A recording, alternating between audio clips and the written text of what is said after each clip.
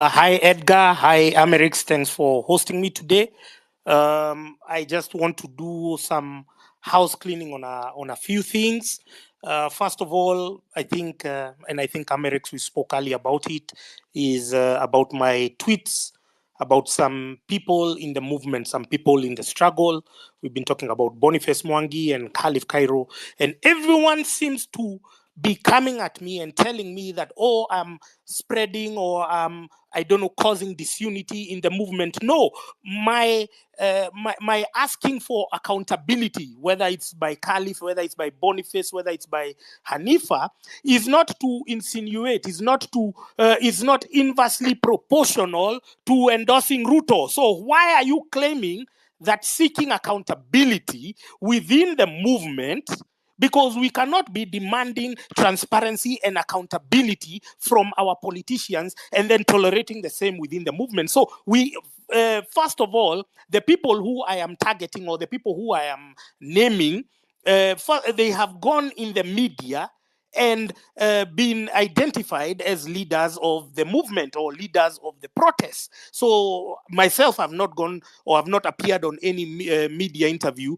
saying or claiming to be a leader of the protest, but them they have. And so on that basis, I have every right to demand that some questions be answered. For instance, on June 25th, the day that protesters stormed into parliament, why was Boniface Mwangi caught on camera asking protesters to leave CBD? That is a very fair question. And instead of somebody resorting to body shaming, resorting to insults, resorting to all manner of deflection, spin, obfuscation, yesterday Boniface Mwangi even staged his own goons to raid his office and then come to try and solicit sympathy from the masses. No, the question still remains. You were there on June 25th with a group of riders and mobilizers, and you got people out of CBD. The basis or the narrative that you used was it was for their own safety, but we all know what happened when they went to their estate. So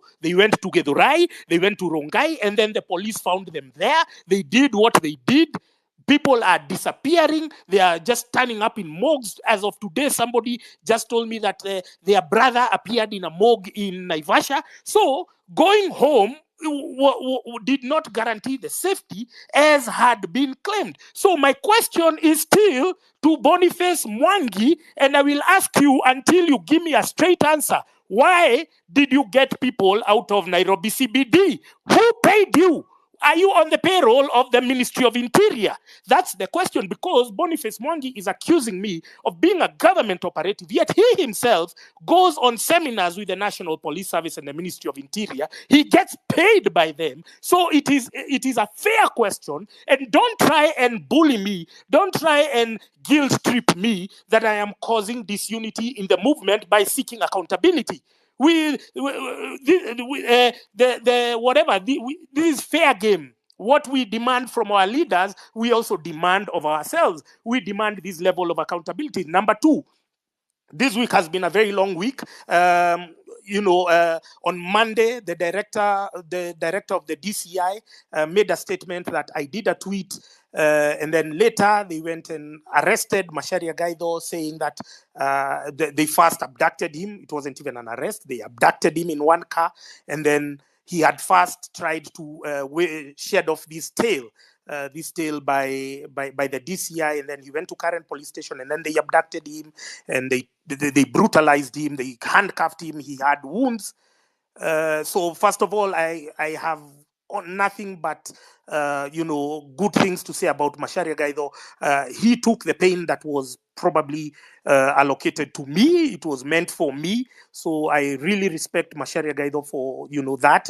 And then I went to the DCI. I presented myself because there was no other option. My face was circulated, and I didn't want to appear as if I'm a fugitive and I'm a law-abiding citizen. We presented ourselves to DCI Kiambu Road. They told us to go to Nairobi area. We obliged. We went there. I have nothing but, gratitude to my lawyers who moved very swiftly. There's John Haminwa, there's Dudley Ochiel, and there's Austin Kativa, and I'm grateful that we went that, and then we went for a hearing before Magistrate Ondieki, and he gave us 30,000 bail. We were with my comrade Ali Noor. I don't know whether if he's online. I hope he gets the mic at some point. But yeah, it's been a long week because we have seen that the system can be fine-tuned to turn a civil case into a criminal case. Because that was a civil case, there was a complainant. The complainant had all the avenues to reach me, because I think even my lawyer is currently in touch with their lawyer. There were all these avenues to reach me, so that, if I could do anything. In fact, sometimes you don't even need lawyers. Sometimes you just need to DM me. And if there is something, I would delete it quickly. So I don't know how, it ended up there. But the thing is, we are investing our time and our energy in this process. We are doing this for the greater good of the country, which is why now we come to the second person I've been profiling, who is Caliph Cairo. Every day before the protests, at 8 p.m. on the eve, he releases a video telling people or discouraging people from going for the maandamano. And we are wondering, these are unsolicited videos. Why are you telling us not to go? Are we going with your money? Are we going with your fare? I think Caliph Cairo is so used to paying people on Twitter, the useless bastards on Twitter who follow him. He's so used to paying them, and he imagines that when we are going, we are demanding or requiring anything from him. No, listen. First of all, if you've benefited from this regime, the first thing you should be doing is laying low. You should be laying low if you've benefited, if you are somewhere your business is intertwined with the stalwarts in this government, lest we are going to profile your business. And Cairo, we know where your business is located. It's located in Kiambu Road. It's located in Westlands Business Park.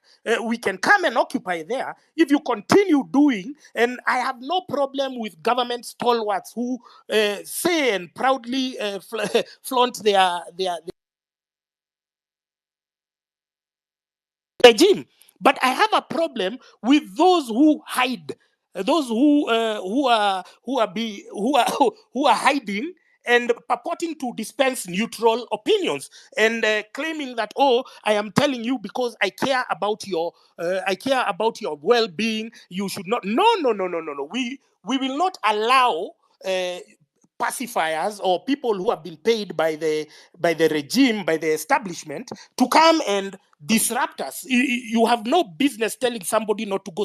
You should be, can we say, saving that kind of unsolicited advice to your dependents, to your girlfriends, to your hoodrats, but not to people on social media. And we are dealing with young, impressionable people who may not know the kind of treachery that goes on in these streets. Now, me, I have been in this world for long. I can tell a scammer from a distance. I can tell you from a mile away that this guy is pushing an agenda. So if you, the burden of the brutalized, let me repeat it again. The burden of the brutalized is not to comfort the bystander. So you have no critique. You have no catalog of achievement. You have no. We can't tell whether you have been criticizing the government on our behalf, whether you've been doing it for your own personal vested interest. But if you have no established, can we call it, for our oppression, then please don't criticize us when we take the next step. Like now, this week, people are talking about Occupy, JKIA. They are already insinuating that, oh, we want to engage in arson and whatnot. No, they have blocked us from accessing Uhuru Park. First of all, they erected a fence there, God knows for what. It's supposed to be a public park. That fence needs to be down as soon as possible. But they have blocked us from CBD, and then now they use the business people to try and guilt trip us. Oh, because you're coming to CBD, then the business people are not making money. And I'm wondering, these business people, if the people don't have money, where will you get the customers? Where will you get the clientele to sustain your business? So we are all in this shit together. That's what you need to understand, so that when you open your mouth and claim that you're a businessman and you're suffering because of the protest, so me, I'm your potential client. How do you expect me to get money when they, or to have money to come and support your business when they are passing a very toxic, a very sterile finance bill. So we are all in this together one way or another. So if you have no established catalog of our criticizing for our issues, for our grievances, please don't give us suggestions. Don't make suggestions for those of us who are in the struggle, those of us who are in the grind, trying to make it better. I was telling somebody, and I did a tweet just recently, just a while ago. I was saying Uhuru Kenyatta banned JKIA in 2013. 2013, he had seen the only way he's going to push his business interests. First of all, he wanted, I don't know, to get the duty-free. He wanted to be in control and get the contracts for the duty-free. And then he wanted to terminate the Greenfield terminal. So because he couldn't do that legally, then he resorted to an unconventional way. And we endured the disruption that was even... Forget about everything we endured, because I remember I was traveling at the time a lot. We endured the disruption for months. Everything was overhauled. Everything was done. Even where we were going to get our stamps. Today, those contracts still exist at JKI. Do you know how much they're getting paid? They're getting paid 2 million shillings. 2 million shillings a day for those useless tents where when you are arriving, you get into a tent, I don't know what. They are being paid 2 million shillings. Nobody has ever raised a finger. But because now a group of protesters are saying, because we've been blocked everywhere, now let's go to the airport. We are not going to ban it. We are just going there to protest because they have blocked us in every other avenue that we want. Oh, now they are saying, oh, we are promoting anarchy. Where were they when Uhuru was banning the airport? You understand? So finally, I would want to tackle this issue of this treacherous bastard called Raila Amolo Odinga. Like, that guy has no shame whatsoever. We are supposed to be looking at our elders for advice, for direction, but slowly it's emerging that age is no longer a measure of wisdom, because you are ready to sacrifice all the ideals, all the principles, all the values that you've been purporting to stand for. But there was this one time I went to the the Jaramogi Odinga Center in Upper Hill, and he gave us a speech. And you will notice when he's giving his speeches, he starts from 1982, and then they end at 1995, and then he says he went, I don't know where, he was in exile, or he was in hiding, and then these people told him to hide, but he conveniently sleeps and forgets to tell us, or omits the fact that from 1997, he is the one who extended the Moi regime, part of him and the other MPs who came up with this so-called IPPG, so and whatnot. And he came now in the Kibaki era, and then he came to the Uhuru era. His treachery and his betrayal is well documented, is in the public domain. So to see him embarking on the same garbage that he's been doing year in, year out, to see him now saying, he released a statement today saying, oh, I don't know, the doctors must be dealt with, I don't know what, all these issues must be dealt with. Who asked him? Who does he think that they are going to be dealt with because he spoke about them? This is the entitlement with a certain political class that we want to eradicate, because when they are talking about dialogue, is amongst themselves, and we are saying that we are tired of your nonsense. Raila Odinga has pieced on his credentials, his imaginary credentials. He's I hear he's a conman, but I think he's worse. I think this guy is the problems of Kenya today are intertwined with Raila Odinga, and to see him shamelessly, even fronting names to be part of the cabinet. I'm happy, because when we started this movement, we were only about Ruto must go, but now we have gotten Raila Odinga as a bonus package. So is buy one, get one free is a bog off, because this Raila clown, this Raila character has been behind our misery, and now is an opportunity to hit a reboot, so that in the next political dispensation, because we have seen Joe Biden, we had said Joe Biden is a one-time president. You can see his senility. His senility even drove him to Ruto. So if we are saying that Joe Biden has gone, if we are saying that Nicolas Sarkozy, not Sarkozy, this French president Macron has gone, if we are saying that Rishi Sunak has gone, then clearly there is no international support for William Ruto.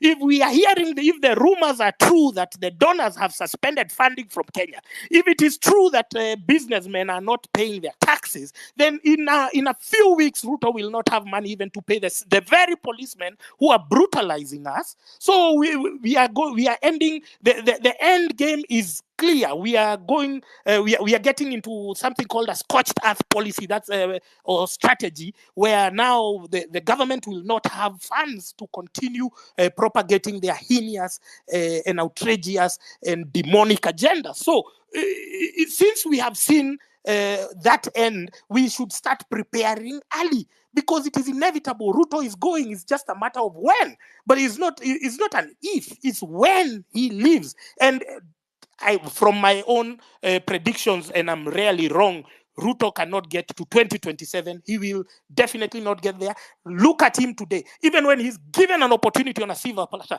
to rise to the occasion, to tower above his petty and parochial interests, the guy just opens his mouth and says the dumbest shit that can come out of a human being. You wonder what's wrong with this guy. He's just intentionally, deliberately provoking us. And now when people now decide he has triggered, I've heard the PS here talking of higher education, and she's talking in a very motherly tone, and she's saying, "Oh, I'm a mother, you know, you're sympathizing with who? Shut the fuck up, man. Stop trying to insult our collective intelligence over here, trying to say you're sympathizing with who. You are increasing university students' fees. You are reducing help allocations. You've been planted there just to fulfill an agenda, and that agenda comes with disenfranchising young people so that you alone can be there on top, reaping from what you've not sown. And we are saying we are tired because of this collective bullshit. Then you're coming here and your motherly tone, and then with your scripted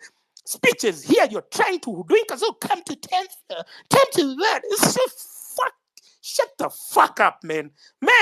Emirates shouldn't be hosting some of these GOK clowns over here, man. Yeah, I know we want to make it as a free speech, I don't know, citizens assembly, but some things, man, these guys are insulting our intelligence. These guys just want to aggravate us with our taxes. And so we are saying, when we are taking the next step that we are taking in this movement, it could be non-violent. Everyone seems to think that protest is the only strategy, is the only plan, is the only option that people have. No, there are so many other strategies of non-violent protest, and we are going to utilize all of them, because we are saying that we have given these guys time to just say something, to just give us a hint, to just say, you know what, we are going to overhaul the cabinet. And then they bring back the same losers, the same wankers, the same idiots who have been oppressing us. The same guys who should be in the International Criminal Court are brought back because he's showing us, like Mutadu, he's showing us like the middle finger, like Mutadu,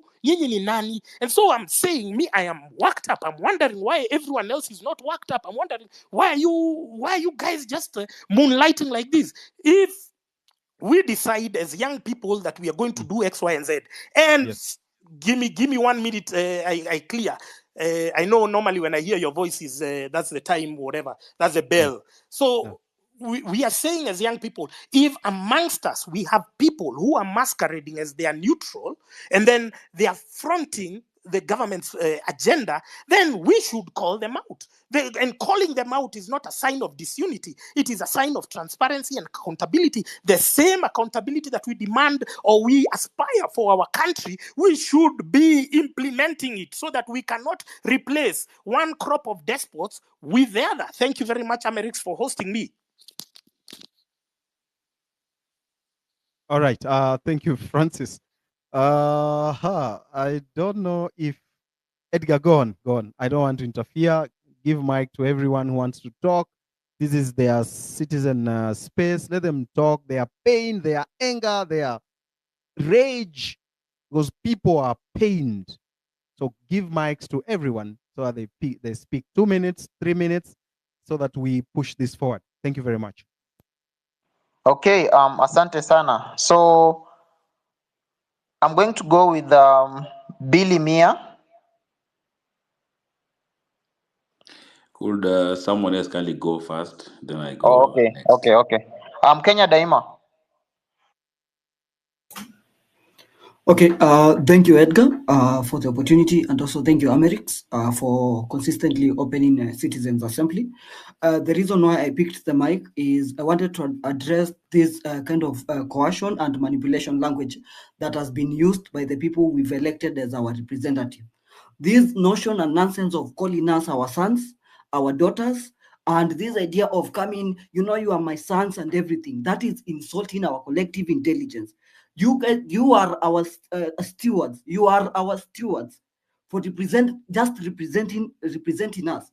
This whole idea that you've been using this language, you are my sons, you are my daughters, and you are busy killing our future, and everything that has been happening, it has been happening systemically. I'm really happy that most of the people have been seeing some of the issues that I've been addressing on the timeline. Look at the energy sector. How comes our cost of production of energy is 25 shillings and above? Look at the countries we are competing with for production. It is 3 shillings. Ask yourself why systemically we are being crippled. You need to ask yourself such questions. Look at agriculture. We are getting seeds that can't regrow. That is what happened. Look at what happened in Austria, early 2000s. Unilever used to buy seeds of potatoes and go throw them in the Mediterranean to make sure that they control food production. And that is the same thing that is happening into our country. We need to wake up. Look at what they are doing to the education sector. I don't want to belabor the points and repeat things that have been said. What I'm liking is that we are all waking up, and all the youth that are listening to me, this is to you, all the youth that you are listening to me. It is your presence on Tuesday and any other day that is going to determine how long William Ruto is going to stay there. I'm here to implore you to come out in large numbers. That is what I'm here to tell you. I'm here to tell every youth to come out. They are still in our country, and they are coming here on spaces and even in public spaces, calling us our sons, our daughters. I am your elder. This self-appointment of eldership, that nonsense needs to stop in this country. You can't be stealing our resources and coming in spaces and shamelessly addressing us. That is why I picked the mic, to address this nonsense. And I don't know why we allow them to continue with that language even in public spaces. Thank you, Amerix and Edgar. Okay, thank you so much, Mkanya Daima, for that solid submission. So I'm going to go to Keotios. Yes, you had requested to wind Thank up you, your Edgar. submission. Thank you. I was talking about the missing persons, and I made my submission, but there's something that I want ikuwe clear hapa. Narudia tena. It is just a rallying call to the Twitter influencers, especially Twitter influencers with big numbers, the big wigs. Let's stop this division ya watu wakimiss tunakataa kupush. Right now kwa tweet ya MJ, asante kwa kazi umefanya leo, umepush sana. Kwa tweet ya MJ kuna like 14 persons ama youths with their names and their respective pictures ziko hapo. Wote wana miss. Those are the things that we need to push. Let us push. Let's amplify hawa watu wapatikane. Because sasa tukinyamaza watu watazidi kupotea zaidi. So I call upon all of you, wacha to push. And ni kitu inastua. You see, recently niliona kuna mtu alishikwa this week. I don't know whether it is Gaitho or Alinur. And a Twitter bigwing quoted that tweet and said, let him free himself. My friend, you are an idiot for lack of a better word. Yes, hiyo hatufai kuishi hivyo majama. Hiyo division sio poa. Wacha mtu yote akishikwa hata kama small wig, let us help them. Wacha to call out hii kitu. Watu wana miss, wazazi wanalia. Kuna mzazi ananitext saa hii hapa kwa DM. Naweza waonyesha. Wanalia ajui mtoto wako wapi, ati alipotea sijui July 11. Ananiambia nimsaidie kupush. So let's push these things. Tafadhali. That's what I wanted to say. Alafu kuna mtu hapo kwa DM ameniambia my message tunyakundi Cyprian anasema kuna watu wanasema ati unblock at least waingie kwa space. Anyway, thank you so much Amerix, Cyprian and Edgar for this citizen assembly. Asante sana Keotios. Yes. Soko analyst, your hand is up. 2 minutes. Thank you very much. I don't have much to say, but I want to appeal to all of us. I mean, the enemy is bad governance. The enemy is, the abductions, the disappearing, and everything. So, one, I would like to ask everyone if we could just stop bickering amongst ourselves. If we can just focus for now, we focus on Ruto, we focus on sending this guy home, we focus on being able to find our brothers and sisters who've been missing. Because one, the people who are locked up in parliament. Two, what happened to on the night of 25th in Gidurai, we really need to bring out a lot of engagement around this. So I would like to request Bonfas and Gaitho, if we can. I mean, I value and respect your views, but I think there's a lot of concern that if we can be able to just focus for now, like now our focus is to shut down Nairobi on Tuesday. That should be the focus, and it's my prayer that we do that. And then number two, I would like us to speak in one voice. If we're going to uh, JKIA, that is the point. If it's banners being shared, we share banners that actually reflect the same kind of message. And I think we need to recognize the fact that Statehouse has actually put in place a machinery to be able to create havoc and confusion online. There are a lot of people who are selling fear. There are a lot of people who are taking our posters and changing them, taking hashtags and changing with one letter. So we need to be cognizant of what is happening so that we don't lose these guys. We are very intelligent. Yeah, we can send Ruto home in 1 or 2 days. So my request is if we can put the bickering aside. I mean, the reason why I am pushing for Ruto to go home, and the reason why I want to come out is because as a businessman, I'm suffering. I've sent home people. The business environment is very difficult. Too much taxation. Electricity is expensive. Everything has become expensive. And then the power of the shilling has actually gone low. So for me, that is why I'm going out to the street. Someone else will go for their own reasons. Let us respect the reasons why we are going out, as long as we all come out to fight the enemy. And then the other thing that I would like to speak is this notion of small wigs and big wigs. For me, if I see an important message, I will retweet. It doesn't matter how many people there are. So I think we need to stop creating friction and things like that. That these people are not doing this. These people are not. I think we are all moving. I mean, for the first time in the history of this country, we're speaking the same language. For the first time, our issues are the same. We want better education. We want functioning healthcare facilities. We want good roads. We want security. We want to be able to enjoy our money. We want to see the value of our taxes. And that's the conversation that we need to be having. Whatever other beef we have, honestly, we can respect one another and ask with respect to demand accountability. I mean, I can ask Amerix for accountability without insulting him, without looking like I have an agenda. I can ask Nyakundi for accountability without really looking like I've been sent by someone else. So I'm appealing to our intelligence. I'm appealing to all of us to speak in one voice. Lastly, I'm appealing to doctors to come out on Tuesday, plan like the way we planned the first time, emergency areas and ambulances and like that. I'm appealing for those who can cook to cook and bring food. I'm appealing to lawyers to station around, like now we'll be on Mombasa Road and JKA, all the police stations in that area. We go there and camp there and we wait. But my appeal is this. Ruto has paid a lot of money for guys to come and sell a lot of fear and misinformation. If we continue the way we are, we will fail. We are very intelligent and we're very united. Thank you very much.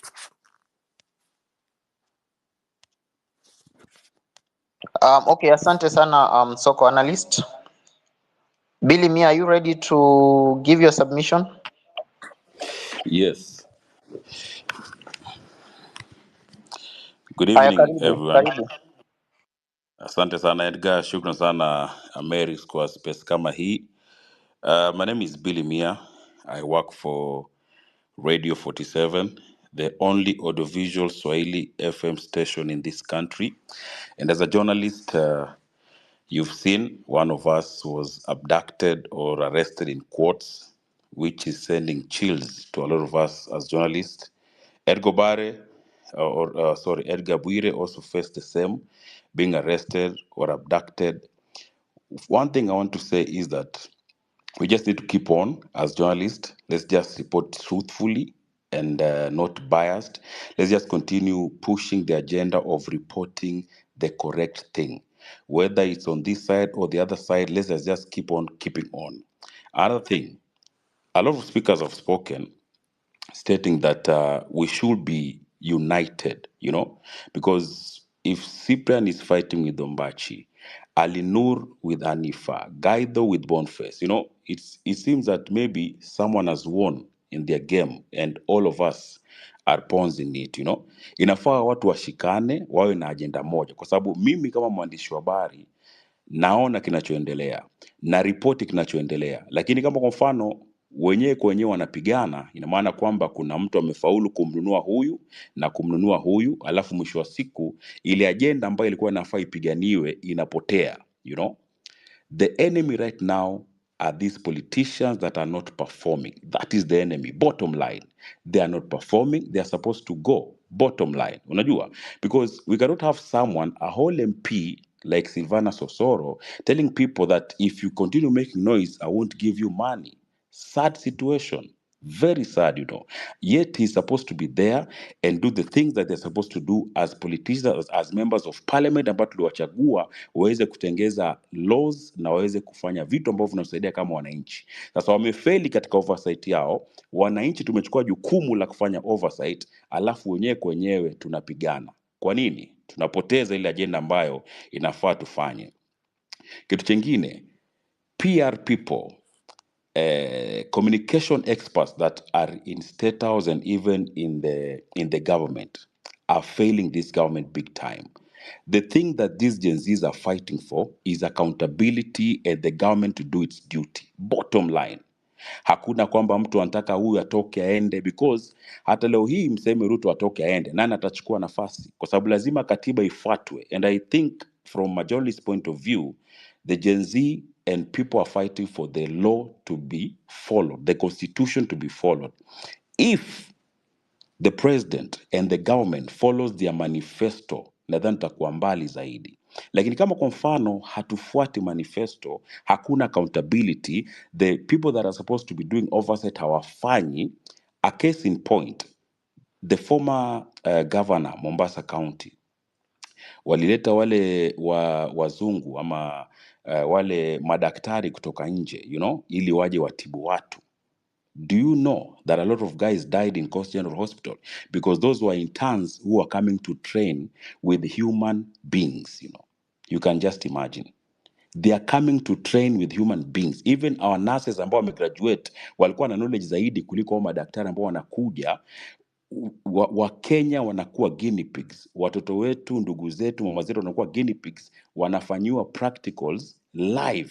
Yet watoto wetu na madaktari wetu wanafanya practical na machura, manyoka, masungura na kadhalika, lakini walikubaliwa kuja Kenya, wakaingia katika hospitali na wakafanya experiment na human beings. A lot of people died. The people who are supposed to do oversight failed to do oversight.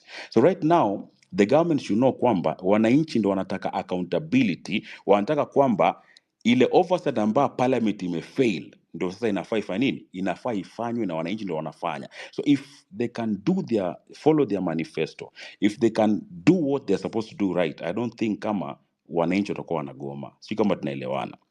Kitu chengine, tuwe very keen as you go about your business, as you do everything that you're doing or you're supposed to do, tuwe very keen.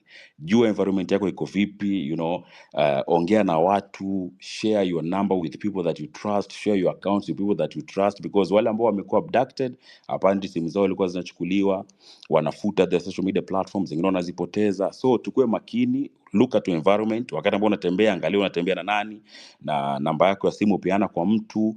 Be with someone ambao unaweza kumtumia jumbe haraka kwamba bwana, mimi nimeshikwa, because if these things are documented, you survive. But if you are abducted ama umekuwa arrested na watu hawajajua, then you end up disappearing. So wakati ambapo unatembea, hakikisha kwamba mtu anajua kwamba niko mahali fulani, nitakuja hapa after 2 hours. 2 hours ikipita, tayari anaanza kuraise alarm. And then we also pia to support wale wengine wote ambao wameshikwa na tujui mahali wapo, mawakili watusaidie katika masuala kama haya, and we make sure kwamba in everything that we do we follow the law. issue ya ID, sisi wakati tunasoma, when I was finishing form 4, walikuja serikali pale wakatusajili. Wakati ilikuwa tunatoka kumaliza exam, within 1 week watu wote walikuwa wamepata ID zao. Why is it becoming difficult this time round? Kama juzi rais alipatia wa Makonde IDs, kwa nini Mkenya asipate ID? Sad situation. So serikali inafaa ifanye mipango kwamba Wakenya wapate huduma. Sasa kama Wakenya hawezi pata huduma na Wakenya ndio walipewa tax, then it means kuna shida mahali, there's a problem, and these spaces zinasaidia kwamba tuweze kuangaza maswala, na unajua watu wa serikali wako hapo wanasikiza. They need to just make sure kwamba wafuate sheria, wafuate katiba, bottom line, wafuate manifesto yao, bottom line, alafu waweke watu ambao wako accountable, kwa sababu ilikuwa tunashangaa kwamba ama tumwambia bwana, oya, hii cabinet itolewe, alifanya jambo poa akalitoa, then he gets back wale watu ambao ilikuwa Wakenya hawawataki, incompetent fellows. Why is it that rais ameshuka makorodani? Makorodani is balls to those that understand Swahili. Kwani ameshuka makorodani kwamba amemtoa huyu lakini lazima amregeshe? What is happening in this country? Very sad situation. Kwa hiyo ndio submission yangu ambayo ni kwa kichache zaidi to Gaitho, Boniface Mwangi, Hanifa, Ali Nur, weka side shows kando and we face the agenda, ni kwamba accountability ya serikali lazima ipatikane. Thank you so much. Okay, asante sana Billy Mia. Thank you so much for your submission. Eric Omondi, nilikuwa nimekutumia mic. Okay, umechukua.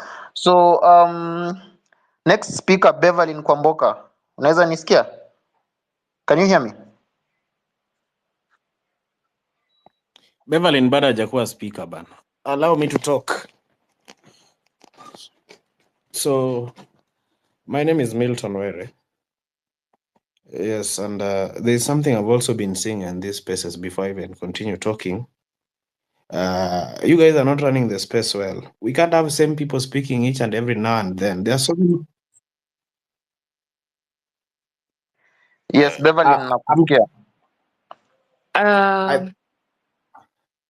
I think I was talking. Who?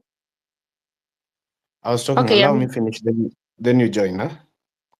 Okay. So I was saying this to the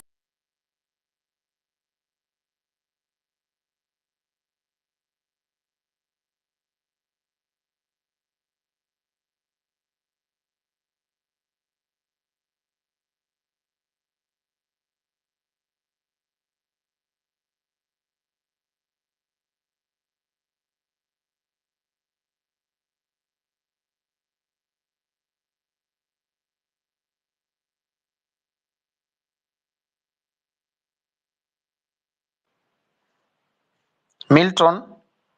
Okay, amedrop. Beverly. Edgar, unanisikia? Nakusikia, you can proceed. I was asked to talk about the counties, but before that, I'm going to talk about 2 other things. One, there's an ongoing campaign with kutumia kanisa na schools. Teachers and head teachers na viongozi wa makanisa are requesting parents to agree their kids to be dewormed at school ama kanisani. If you are a parent here, please don't allow people to deworm your kids. Mbona deworm mtu ulishi? What are you deworming? Esophagus or what? You don't feed us. Stop deworming us. Some of those things are coming in as dewormers, but they have other hidden things. Secondly, let's continue talking about the missing people. Let's continue kuwatafuta wale wenzetu wenye tulikuwa tunapigana na wao na in between the movement the fight wamepotea. If we keep quiet, the government will take away with mtu akipotea wanaenda wanafanya chenye wanafanya because hatuendelee kuwatafuta. So kama ni mtu mdogo ama mtu mkubwa ama whether you are famous or not, tutafute wenzetu. Now, let me talk about what I'm supposed to talk about tonight. The county governments. In as much as we are tasking the national government, the major looting happen in the county governments. I come from Nyamira County and I'll use it as an example. We get 5.2 billion allocation, national government. We collect around 2 billion, so that's around 7 billion. But every financial year, we only can account for 3 billion. So 4 billion inabaki wapi kwa governor na puppets wake. As much as you're in Nairobi or you're in major towns, huku kwenye tumetoka nyumbani kumeharibika. Tell me why in Vihiga County, ile mtoni ya ushago, you know that kamtoni ka ushago, they spent over 10 million kutengeneza hiyo mtoni ya ushago. Those governors are looting. They are using MCS to loot. We tried to impeach our governor in Nyamira using the MCS, but they were bribed. Wakapelekwa Kericho, wakapewa pesa kidogo kidogo na wakaambiwa contracts zote wao ndio watapewa. They will not be impeached. Na hivyo ndio ametoka. Also, last week when we were tukisalimia MPs, the senators were so much comfortable saying like, sisi hizo vitu hazipiti kwa nini yetu, our house. Those senators, usione Sifuna anacheka ama wanapigana na Governor huyo Sakaja, udhani those people are enemies. When the governor is summoned in the National Assembly by the MPs, mtu anaendanga huko kumtangulia kubribe ama kusema some questions should not be asked. They are the senators. In Nyamira we are having an issue because our senator is in bed with the governor. He doesn't, hata ana ofisi huko, he's getting share of what we are supposed to be getting us, sisi wakazi wa Nyamira. When I went to occupy Nyamira, I was threatened. That's why I left immediately the same day. These governors think because uko Ushago, it's very easy to get goons to do something, but to someone we cannot occupy. Let's go fight county governments. Jana mliona huyu anaitwa nani Barichok akiulizwa vitu anaangalia senator wake. Senator wake anaitwa nani Sigei. When he's being asked about the money that is missing, he say, he look at the senator like, where's ujibu hiyo? Because he has so much in his pockets. To an extent, wanagawana na nani na senator. So the senator knows like, I'm getting part of this, so I'm going to defend them. Baadaye nifanye nini nirudi. Tell me why a governor said they spent 1 million on kununua soda. And then when he's being asked, anacheka. Na hiyo kucheka hivi anaona, hiyo kitu imeisha. Why? They know they are going to EACC and where kesi yoyote kwenye itapelekwa, they'll use the same money. To do what? To bribe these people, and that story is going to work out like that. There is no way, ile ushago yetu tuyenye tuliacha, we are going back after 10 years, is the same way vile ilikuwa. Actually, it's worse because the county government using some national project, tukusema kwamba ni zao. Also, the World Bank and other organizations zinafanya some projects huko ushago. Sometimes just be sure who is doing the project. Project ikianza, just know who is doing that project. Because the county government will come, the governor will come and say, unajua juzi tumejenga sijui nini, and that is not a county government project. But he's taking credit because wa mama koko ushago kina mamangu, they want us, they don't even know what's the World Bank or the county government projects. Also, kuna hizi the things that were devolved. Those are the elements zenye wanatumia kuiba. Nasikia gavana amesema ameajiri sijui walimu wa ECD kama 50. Ukienda kuangalia hata TSC numbers zenye ameweka hapa exist. They are using that to loot. The MCAs sahi wako huku Kitengela wananunua mashamba wakijenga.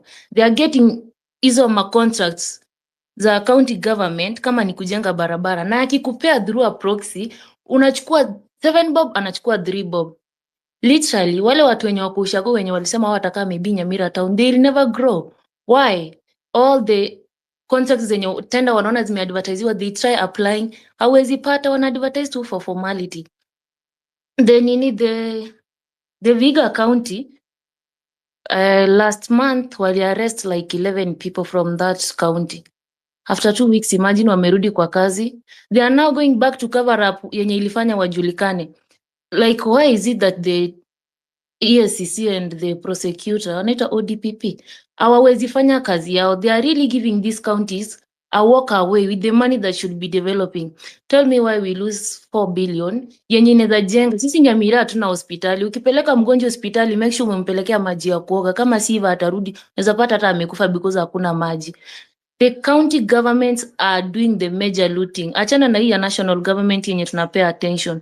So if you're in position to go back to your county government and arrange and occupy your county, let those governors, soma tu report your auditor general, let them tell you where the money went. And if they are not being accurate and telling you what happened, let that governor go home.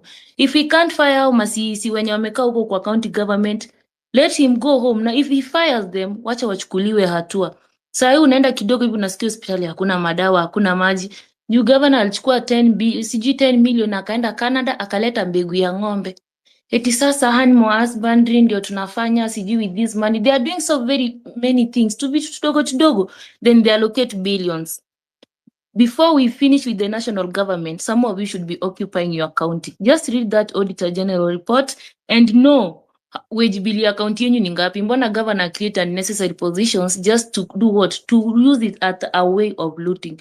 Na kama governor wenyu ni wa ako second term, huyu hata si kuiba anaiba, huyu ana divert everything because he's allocating money for finished projects or the former projects. Na nasema kama sisi kuna stadium inaitwa Manga Stadium, they keep giving it 160, 150, 100 million every year, na iko tu the same kiwanja, hata ng'ombe zinaingianga kukula hapo. It's just a kiwanja. So they are using finished projects to loot. They are using existing projects. Na wanazipeleka pole pole ndio waendelee kufanya nini? Kuiba nazo. So the best thing to do, just go occupy your county governments. Me, I'm going to, if any of you is here from Nyamira, Tuesday, we are occupying that county. That 68-year-old mama serving as the youth, yeye ndiye anasimamia youth and gender, yeye akai nyumbani. We can't have someone holding a position yenye hata ajaiweka tournament hata moja. Na ukimuuliza nakwambia, na wewe ni nani? Unajua nilisoma US, I have 6 degrees. Penda nyumbani bana. Tunaweza hata mtu wa diploma bora tusaidie. We don't care. Thank you. Beverly, kindly wind up. Okay, thank you so much for that. Eric Omondi. Yes, guys. Asante sana, Americ, Cyprian, Edgar. First of all, guys, I feel very sad, yeah, because we are so close. We are so close, and these are things that come once in a lifetime. You know, I read somewhere that politics is the art of a few organized people controlling disorganized majority. And guys, this is Kenya's last best chance, and our children, our great grandchildren, and our grandchildren will blame us. We are so close, guys, and we have this guy cornered. You've seen his body language. Today he's conceding, tomorrow he's threatening. So tushampata, and we are so close. Tumepewa pena bro, tuko 1-1, alafu tukapewa pena at the 90th minute. Na lazima tufunge bro, and brothers and sisters. So as a person who has traveled this journey for quite a long time, a person who has endured so much, yeah, who has suffered so much, alafu kufika kwa hapa kwa finishing line, alafu tuna stop, yani atupiti your line, tunaanza kuwa disorganized. We need to understand that this thing is not just about Kenya. People have called me from Uganda. They're going to parliament on Tuesday. They are looking upon us. Tanzania, Uganda, Africa is looking upon us. The whole world is discussing Kenya. CNN is here day in, day out. We are about, we are at the verge of making history and changing Kenya forever. We cannot lose this fight, especially now. If these people reorganize, re-strategize, and regroup, we will regret it. Tutalia kwa choo. Yeah? And guys, we need to be very clear at this 11th hour. What do we want? What are we going for? And after we've achieved it, how do we move forward? Tunasema Ruto must go. If Ruto goes tomorrow, Gachagua takes over. We must start changing our narrative and our demands. It is the presidency. It is the presidency must go. Wacha Wetangula take over for 90 days, sijui ni 60, and then we constitute. And that's why I was very happy when Ruto started the process of constituting the IEBC. So we must tusijipige own goal. Ruto asitoka na Gachagua ingie, it could be worse. So first of all, we cannot be disorganized. We cannot be fighting amongst ourselves. And I have the moral authority to say what I'm saying, because I think on this platform I can say it. Maybe I can't say it on the traditional media. Some of us started this thing, and the vision we had, the dream we had, the prayer we had, all of a sudden, tuseme ni Mungu, it's happening. And some of us, it pains us to see that tumekimbia tukafika pale mazee, badala tupitishe tu line tumalize kazi. We've run a good, we've kept the faith. Alafu sasa tunaingiliwa na infiltration and na mavita. So what are we looking for? Whether Ruto resigns or he doesn't resign, I hope he does. We must know what we want. Kuna kitu tumeanzisha. Paka juzi kumekuwa na earthquake. I don't want to get spiritual on this platform. Do you know the last time Kenya had an earthquake? There's a lot that is going on in this country. Things are shifting. Mpaka tectonic plates. Hii tumefika point, it's like a pregnant woman in labor. Nothing can stop this from coming forth. Huyo mtoto atazaliwa. And it has nothing to do with Ruto. Ruto ataenda hata kesho. But there are things that I will tell you guys today that we must achieve. First of all, this bullshit of county government, of devolution. Devolution was meant to devolve services. It only devolved corruption. Why do we have 47 counties? America is a continent. The country of America is the size of a continent. They have 50 governors. Why do we have 47 governors and 47 senators? What are the work? Kazi ya women rep ni nini? Why do we nominate MCAs and MPs and senators? Immediately we achieve, because we shall achieve. We must revert back to 8 counties. Nimeona leo sijui governor yupi. You know what's going on with Wamatangi? You know what's going on with the governor alinini? Alinunua crate moja so that 1 million. Kuna mwingine amefungua bridge. A very small bridge, hata hakuna maji. Just on a flat surface. I don't know if you saw the bridge. We must do away with the 47. Do you know how big Texas is? The state of Texas. Na nilisema juzi mtu ananipinga. Kenya goes into Texas 2 times. And it is led by 1 governor effectively.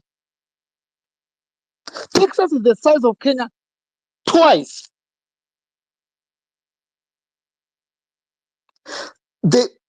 Once we achieve whatever we achieve, tutaenda referendum. We are fixing the nation from the root problem, which is corruption, nepotism, tribalism, and partyism. Hizi pesa zinapotea kwa county.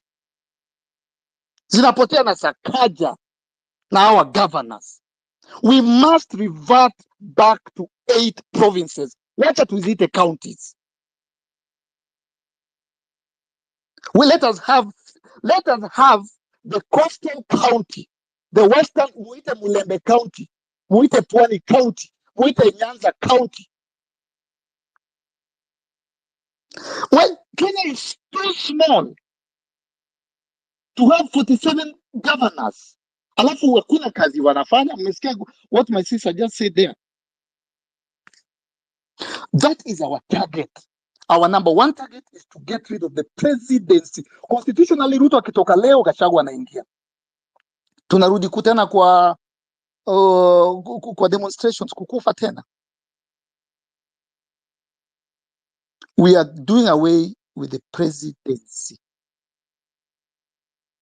Wacha Wetangula chukue. Legally atachukua for how long? In 90 days. We must go into election.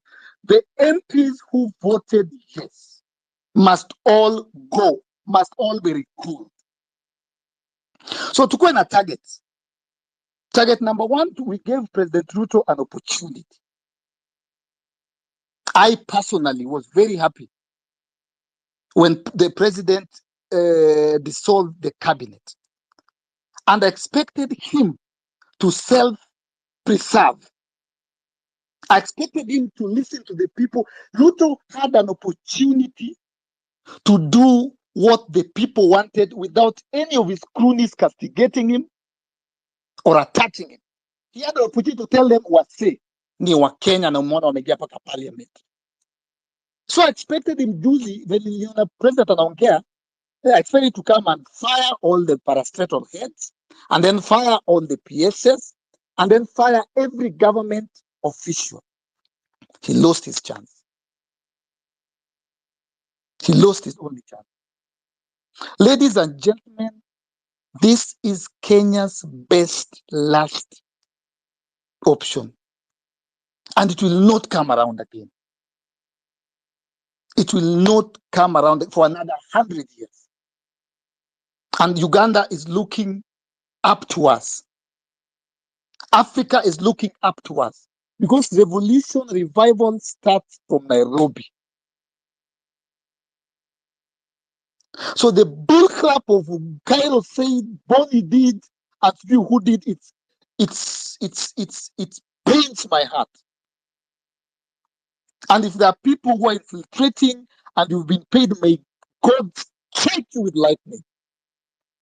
May the blood of Kenyans who died, whose brains were blown off, may that blood go straight to your family and your great-great-grandchildren. May that curse fall upon your head. Guys, I will repeat again. Politics is an art of a few organized people controlling a majority that is disorganized.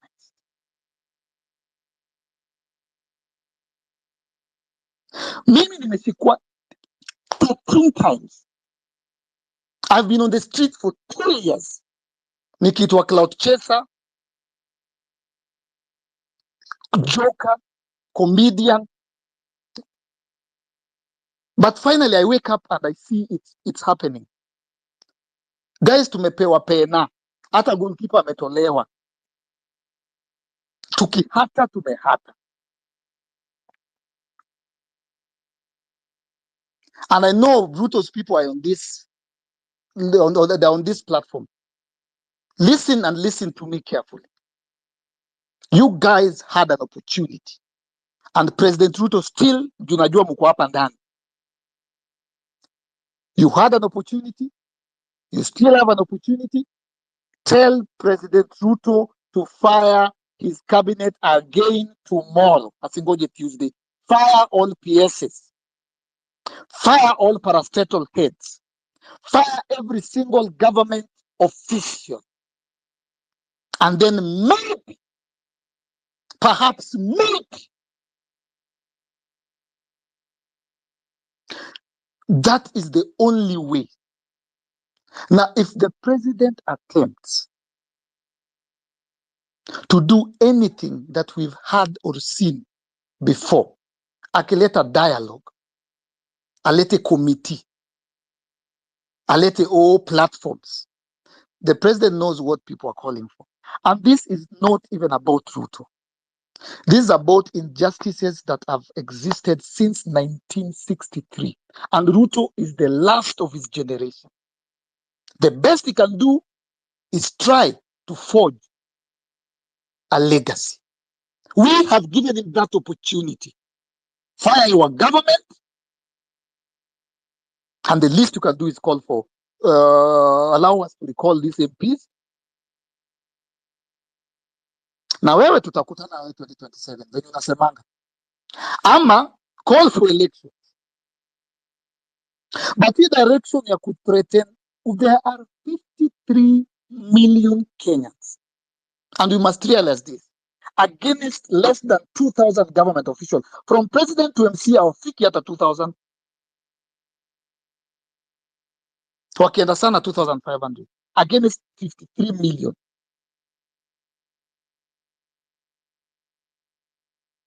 Guys, this is Kenya's last best chance. And it will not come around again. It will not come around again. Let's take our opportunity. It is a God-given opportunity. It is a God-given opportunity. Na tutalia kwa chuo. Watasemanga, now they'll talk about that in the other countries and in history books. There was a time Kenyans almost changed the course of history. And I will repeat as I finish. What are we aiming at? Tukisha achieve, county government must go. Women reps must go. What is the work of 47 women reps who are earning from taxpayers' money if within the 2024 finance bill there was a clause taxing sanitary pads that was only discovered by Gen Zs and men, not even women? These 47 women could not come together and fight and rally. Kazi yao, they must go. Kazi ya women reps ni nini? Na hata hao MCAs, even these MCAs, they will one day very soon explain to us kazi yao ni nini. Kazi yao ni nini? Nothing has been done with, since devolution. Only corruption and nepotism and tribalism. Hakuna kitu imefanyika. Rudi kwa provinces zetu na tuziite county, tukuwe na governors wa 8. And every person who will get into a government office beginning now must take a pay cut. Because I'm assuming those are not people we know. We are giving them an opportunity. Tunakupea opportunity, hatukujui. You are fresh, whether you are Gen Z, ama wewe ni millennial, we are starting afresh. You will take a pay, utachukua mshahara tumekuwapea. Will not be unfair. Haitakuwa very high, haitakuwa very low. We are starting afresh and we are fixing the nation. Guys, our root cause are vitu kama hizo nimewambia. Women reps, I'm very disappointed. I've been following very keenly. I know who blew the whistle on the pads. It was not a woman. It was not even a woman rep. They nominated the nyamus of this world. Wanafanya kazi gani? They are not accountable. Afadhali hao wengine wameelektiwa, wanaogopanga juu wanaona watarudi. Kura itaenda. Huyu mwingine ako nominated, ana serve nani? Constituencies wake ni nani? Ako accountable to nani? Hizo ni vitu za Moi. And finally, as I finish, kuna wakina Jomo Kenyatta, Oginga Odinga, Ochieng Aneko, Bildad Kagia, we know them. The first generation, they fought for this nation. And they gave us freedom from the white man. We had the second liberators. So you know what liberators? Hawa kina Martha Karua. Tunawajua, hawa walipigania. Akina multipartism. We must recognize that another one is happening now. Wakina Kenyatta waliachieve. Hawa kina Martha Karua walikuwa na kina Omingo Magara, sijui kina Orengo, they achieved multipartism. We must realize hii nyingine inafanyika, it is the last liberation of a nation. We celebrate Kenyatta and whoever he was with because of whatever they did. So guys, this is our last best chance. And it is not a Kenyan thing. This is an East African thing, it's an African thing. Asanteni sana, ndugu zangu. Okay, thank you so much, Eric Omondi, for that submission. Masitarus? Thank you so much. I want to remind all of us that when we started all of this, we said we were leaderless, tribeless, partyless, fearless. And we are actually tribeless. You see, tribalism wants to derail the movement. Tribalism wants you to protect someone that does not want to protect you. Every time you hear our president, I want to put this across very clearly, that when the president is elected, he is the president of Kenya, not a governor of a county in Rift Valley. So there's nothing like our president and the president of Rift Valley. He is at work to serve Kenyans, all Kenyans, all citizens of Kenya the sovereign. Poverty is very high in the Mtuwetu counties. And it is high time that even when we go home, we go and educate our parents, we go and educate our grandparents, our cousins, our brothers, our sisters. Because this thing is not only about those people who are in towns, it's not only about the Gen Zs. These people are coming after the sectors that affect you as a person directly. That is the health sector, the education sector, the agriculture sector. When they take your seed sovereignty, when they take your food sovereignty away, you depend on them. Walisema finance bill ilikuwa rejected, but the appropriations bill went through, and we have seen the prices of things go up. Right now, we have seen the prices of seeds go up, seeds that were scarce during the planting season. They are now available, but they have gone up. We have seen the prices of fuel go up. And I know all of us are intelligent. So tunajua price ya fuel iki go up, everything else automatically goes up. Guys, we are tribeless. Refuse to be played with in the lines of ethnicity. And in fact, I want us to adapt this, that now we are tribe katiba. We are all about the Constitution of Kenya that recognizes us as the sovereign, and we shall underline that, as that man said. They want two things from us. They want us to give them a leader, and then they want us to give them a party.